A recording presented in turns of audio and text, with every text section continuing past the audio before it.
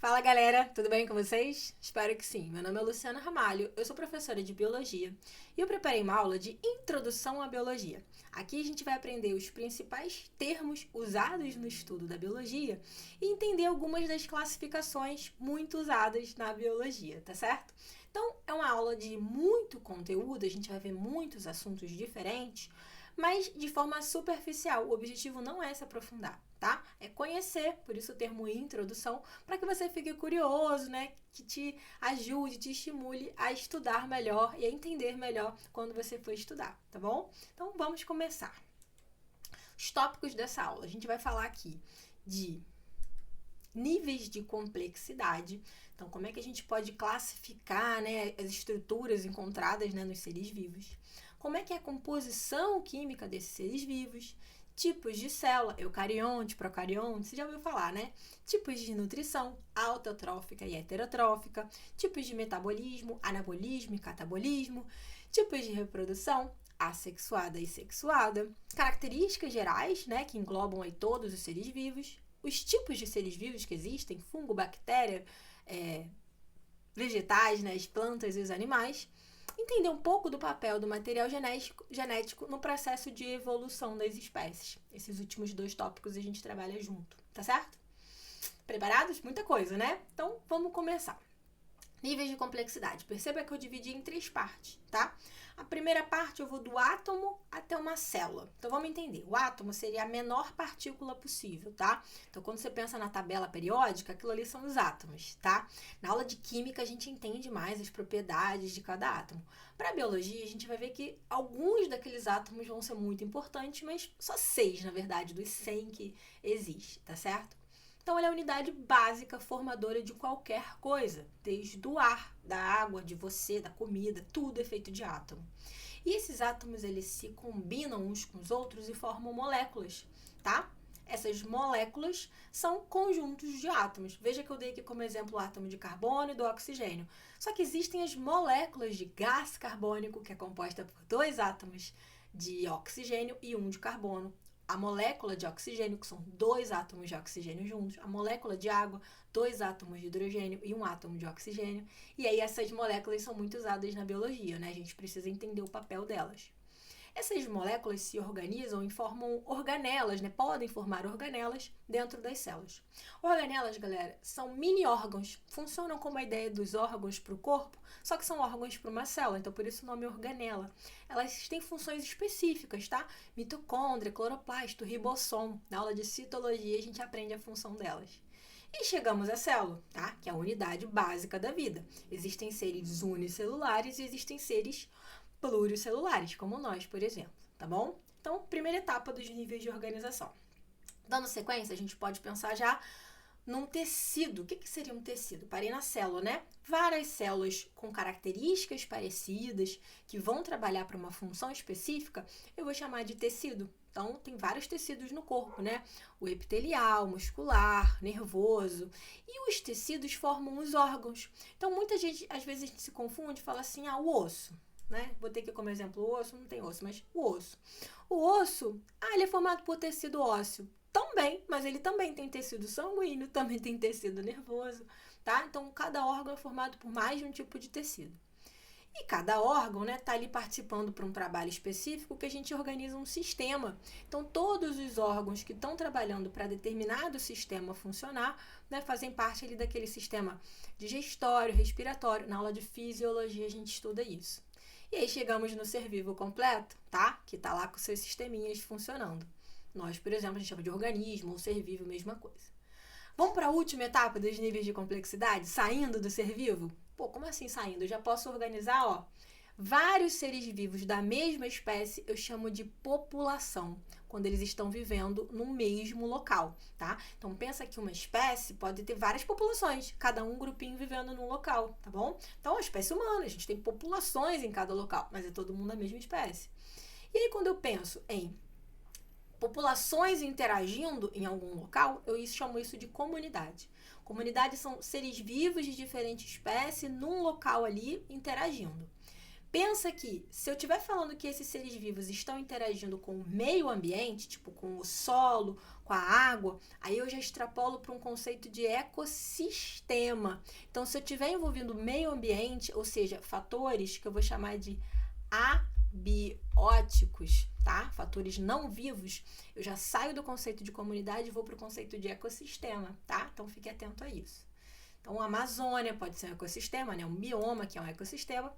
E se eu pegar um recorte do planeta Terra que envolva a atmosfera, a litosfera, que é o solo, e a hidrosfera, que é a água, aí eu tenho uma biosfera, que seria esse recorte total de todos os ecossistemas possíveis no planeta, aéreo, aquático e terrestre. Para simplificar, vamos ver isso numa imagem? Ó, olha essa imagem aí que legal. Então, eu tenho aqui, ó, o átomo, isso aqui é um átomo de hidrogênio, tá? Tenho aqui uma molécula, tá? Formada por 3 átomos. Elas formam organelas, estão dentro da célula. Várias células parecidas formam tecidos que compõem os órgãos, que trabalham juntos para que os sistemas funcionem, ajudando o organismo a funcionar. Indivíduos da mesma espécie, população, espécies diferentes, comunidade. Está envolvendo com o meio, é ecossistema. E aí eles estão lá compondo o bioma. Tranquilo? Fechou a primeira parte da aula, tá?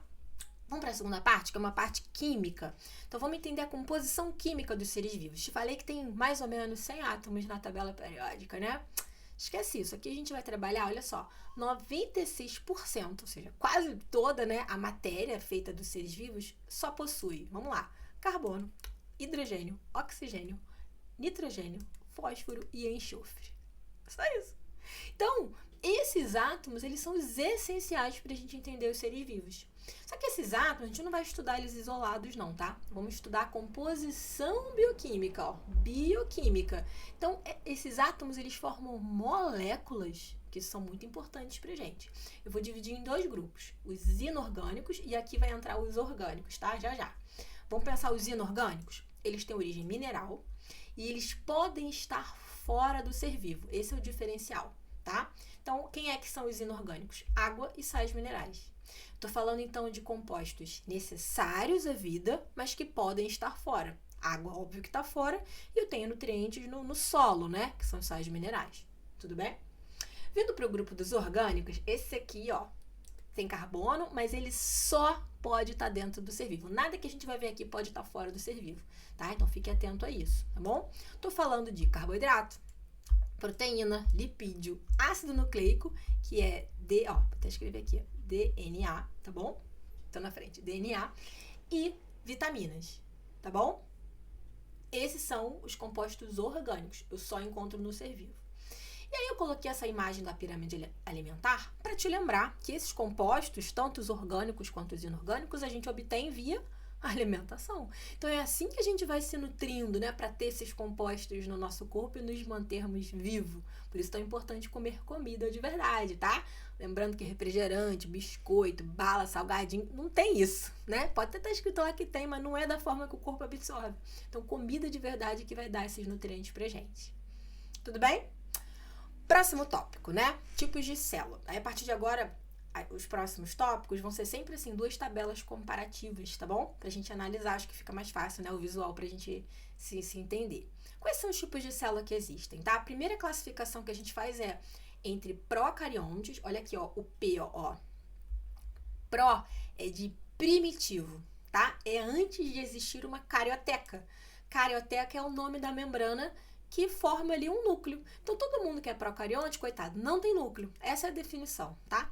Ele também não tem organelas membranosas. O DNA desses indivíduos vai ser circular. O ribossomo que ele produz, ribossomo é uma organela, tá? É um ribossomo menor. E o exemplo são bactérias. Mas para esmiuçar, eu botei bactéria, arqueia, cianobactéria. Mas tudo bactéria, tá? Arqueia são bactérias antigas e cianobactérias são bactérias que fazem fotossíntese. Então, pode gravar que são bactérias, tá? Perceba que essa é uma forma mais ancestral de vida. Foi a primeira forma de vida, com certeza, foi procarionte. Depois surgiu a carioteca. O eu, na biologia, significa verdadeiro. Então, essa célula aqui, sim, tem carioteca, tem núcleo. Tá? Então, se tem núcleo, pô, melhor, né? Mais especializado. O DNA fica dentro desse núcleo. Então, ele tem organelas membranosas, o DNA agora é em bastão, que é o cromossomo.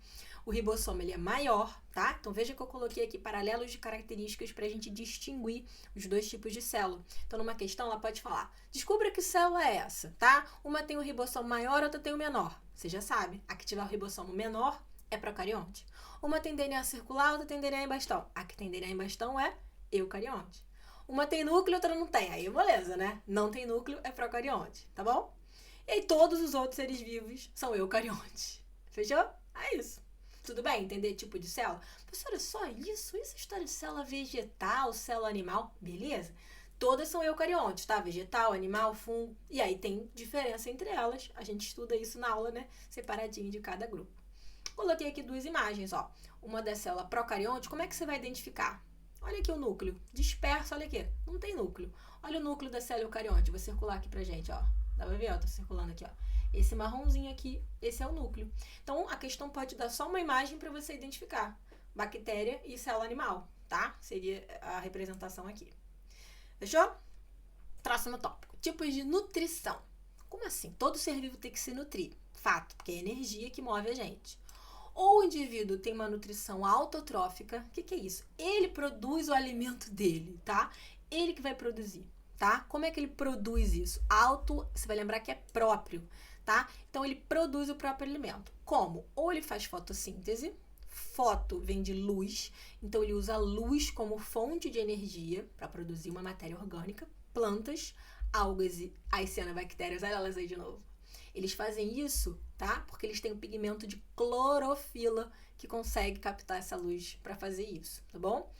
Já a quimiossíntese, vamos no óbvio. Se a fotossíntese usa luz, quimiossíntese usa o quê? Molécula química, tá? E produz um alimentinho. Então, bactérias são capazes de fazer isso, só bactérias. Então, tanto a fotossíntese quanto a quimiossíntese são processos autotróficos, tá? Não existe nenhum ser vivo ou mesmo ser que faça os dois, tá bom? Então, faz um, faz outro. Então, veja assim, bactéria. Tem bactéria que faz fotossíntese? Tem. Tem bactéria que faz quimiossíntese? Tem. São bactérias diferentes, tá bom? Mas são bactérias. O outro tipo é a heterotrófica. Hétero significa, ó, diferente. Então, é alguém que vai buscar uma fonte diferente, que ele não produz, tá? Então, ele tem que comer alguém. Então, o que come alguém, né, na natureza? Ou é um herbívoro, eu classifico herbívoro é quem come planta. Carnívoro é quem come animal. Onívoro é quem come planta e animal. Detritívoro é quem come animal morto, tá? E decompositor, cuidado, diferente de detritívoro. Decompositor é só fungo e bactéria, só. E eles comem carne morta, mas eles não só comem, eles decompõem. Decompor é diferente. É pegar a matéria orgânica e destrinchar em partículas inorgânicas e deixa, inclusive, disponível no solo por uma planta pegar, por exemplo, né? Então, ela recicla a matéria. Decompositor, na aula de ecologia, a gente vai ver, gente. Decompositor é fundamental para reciclagem, tá? Já que a gente está com essa pegada da ecologia, ó, trouxe aqui a cadeia alimentar para a gente ver na prática. Na prática, como é que a vida se sustenta? Ó, o sol fornece energia luminosa para os produtores fazerem fotossíntese. Eles colocam essa energia do sol na matéria orgânica, que está presente no corpinho da planta, tá? E vai passando, ó, isso aqui é a linha, tá? É a energia passando ao longo dos níveis tróficos. A energia flui num nível unidirecional, tá? Num fluxo unidirecional. Lembra que eu falei da matéria? A matéria, ela recicla, ela volta da onde veio. A matéria estava no solo, a planta pegou, alguém comeu, alguém morreu, voltou para o solo. A matéria volta, a energia não volta, a energia se dissipa, tá bom? Por isso tem que ter um produtor sempre fazendo fotossíntese para garantir que a matéria esteja sendo produzida para dar energia para a galera viver, tá bom? Na aula de ecologia a gente estuda isso. Quando eu falo de metabolismo, vamos lá, dois tipos. Anabolismo e o outro é o catabolismo. O que tem no anabolismo? Ana, você vai lembrar, Ana monta. Ana monta. Então, é a construção de moléculas, tá? Eu uso energia para que isso aconteça, por exemplo, na fotossíntese. O outro é o catabolismo. Cata, ó, quebra. Então, Ana monta e cata quebra. É assim que você vai gravar, tá? O que é o catabolismo? É a quebra de moléculas. Então, as moléculas vão sendo quebradas e eu libero energia. Olha como é que é um ao contrário do outro. Um absorve, outro libera. Por exemplo, a respiração celular. Mas será que esses processos são complementares? Sim, a gente vai ver na aula de metabolismo energético, tá? Então, olha aqui, essa imagem aqui é boa para explicar isso. Olha aqui, no anabolismo. No anabolismo, o que eu tenho? Energia sendo usada para eu unir moléculas. Eu uno moléculas e aí eu vou e, criei uma molécula complexa. A fotossíntese, eu criei a glicose. Na respiração celular, eu pego essa mesma glicose, quebro, eu libero energia aqui e produzo moléculas simples. É o CO2 que eu elimino, tá bom? Então, fechou? Próximo assunto, tá? Vamos falar agora de reprodução. Como é que eu posso separar as duas principais formas de reprodução? Ou ela é assexuada, é sem sexo? Tu não vai me dizer isso. Sexuada não é que não tem sexo. Não tem gameta. Tá escrito aqui, ó. Não tem gameta. Não tem gameta é uma vantagem, né? Gasta menos energia, pode produzir uma prole maior, mas olha que desvantagem. Não tem variabilidade genética. Isso é péssimo, tá? Só pra você saber. E aí, exemplo, né? Divisão binária que acontece em bactérias, né? Esse é o principal, mas tem outros exemplos. Já a outra forma é a sexuada. Tem sexo? Não necessariamente. Tem troca de gametas, tá? Qual é a vantagem? Poxa, eu gasto mais energia e a prole normalmente é menor. Mas olha a vantagem. Eu tenho variabilidade genética. Isso é fundamental, tá bom? Para a sobrevivência das espécies, tá bom? Nós animais, por exemplo, fazemos isso. Olha aqui a imagem para a gente lembrar. Então, na assexuada, ó que triste, é um ser vivo que duplica tudo que tem, depois ele divide em dois. Aí o mesmo ser vivo, a partir dele criou-se dois, obviamente igual, né? Um clone. Quando eu falo da sexuada, eu preciso de um gameta, que é produzido por um ser vivo, um outro gameta produzido por outro ser vivo, que vão se encontrar na fecundação, formando um indivíduo com metade do DNA de cada um. Ah, que fofo! Aí que vem a variabilidade, por isso, a grande vantagem, tá? Entrando agora para o bloco final da aula, tipos de seres vivos, né? Quais são os tipos de seres vivos que existem? Reino Monera, que eu tenho ali todas as bactérias possíveis, tá bom? Reino protista, onde eu vou ter protozoários e algas. Então, protista não é um ser vivo. Protozoário é um ser vivo. Protista é o grupo que está o protozoário. A gente confunde muito isso, tá? Cuidado. Então, os protozoários, eles são muito estudados quando a gente fala de doenças. Eles causam muitas doenças, tá? No reino fungo, eu tenho os fungos e leveduras. Nas plantas, os 4 tipos de plantas que a gente estuda. Briófita, pteridófita, gimnosperma e angiosperma. E animais a gente divide nos invertebrados e nos vertebrados. Mais pra frente a gente vai estudar isso na aula de animais. Vamos ver a imagem deles? Olha que bonito. Olha como eles são diferentes entre si, tá? Fungos são diferentes, plantas, todo mundo aqui diferente entre si, mas ainda assim no mesmo grupo, tá? Quais são as características gerais que eu encontro em todos os seres vivos? Todo ser vivo, já falei, né? Tem que ter célula. Se não tem célula, não é ser vivo. Você viu que vírus nem é ser vivo, né? Todo ser vivo tem que poder se reproduzir. Senão, não existe o conceito de espécie ali, né? Tem uma hereditariedade, que é a transmissão do material genético. Ele tem que ter um material genético. Ele tem que ter possibilidade de crescer, possibilidade de sofrer mutação. Tem que se nutrir também, né? Crescimento através da nutrição. E a composição química semelhante, que a gente já viu, né, anteriormente, qual é essa composição semelhante. Aqueles compostos orgânicos e inorgânicos. Para fechar tudo, vamos entender o seguinte. Todos os seres vivos que existem evoluíram a partir de um só. Por isso, essas características em comum, tá? Então, esse ancestral em comum, ele foi se replicando. Ao se replicar, pôde sofrer mutações, alterações no material genético, que se traduziam em características novas. Uma característica nova é um ser vivo com uma possibilidade de sobrevivência diferente. Se isso trouxesse uma vantagem para ele, ele iria se reproduzir mais e deixar adiante essa característica, porque a característica ela é passada através desse DNA. Tá entendendo? Ele não se muda, não pode mudar o DNA, mas se ele nasceu com aquela mudança, poxa, ele vai deixar adiante.